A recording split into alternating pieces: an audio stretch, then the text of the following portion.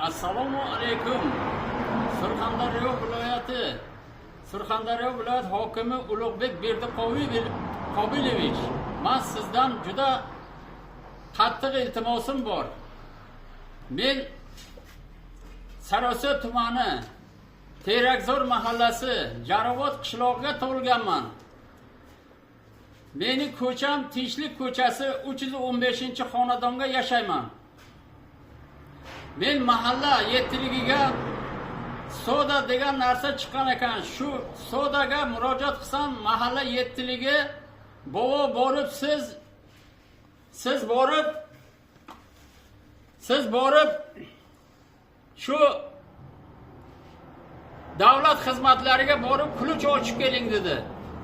Davlat xizmatlariga borib kulich ochib keldim 3 ta kelinimga. Bizlar xonadonga tur xo'jalik yashaymiz. Kulichni ochib kelganimdan keyin borib dedi, haliki nimaga a'zo bo'lib keling.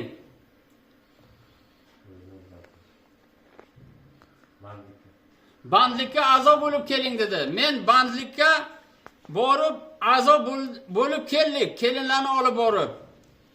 Mana endi mashinka uchun, soda uchun qayerga borsam, menga bobo iloji yo'q. Ijtimoiy xodim uni o'tkazish kerak, lekin bizga 3 oydan beri ijtimoiy xodimni daragi yo'q. Ishdan ketgan edi boshqa joyga.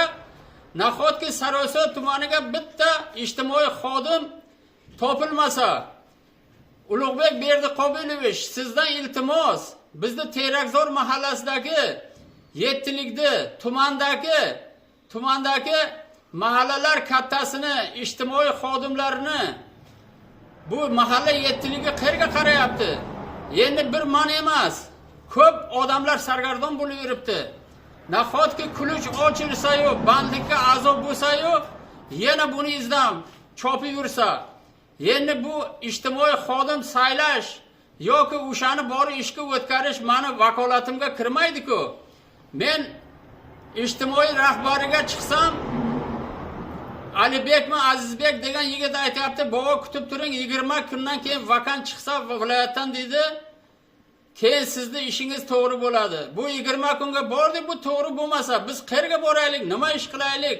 Ulug'bek Berdiqobilovich, siz Surxondaryo viloyatiga kelgandan beri men havas qilaman. Sababki mana Termizlarga borganga odam bir katta shaharlarga yurganda yuribmiz. Mana Termizlar obod bo'ldi, hamma rayon obod bo'ldi, bizni Sarosor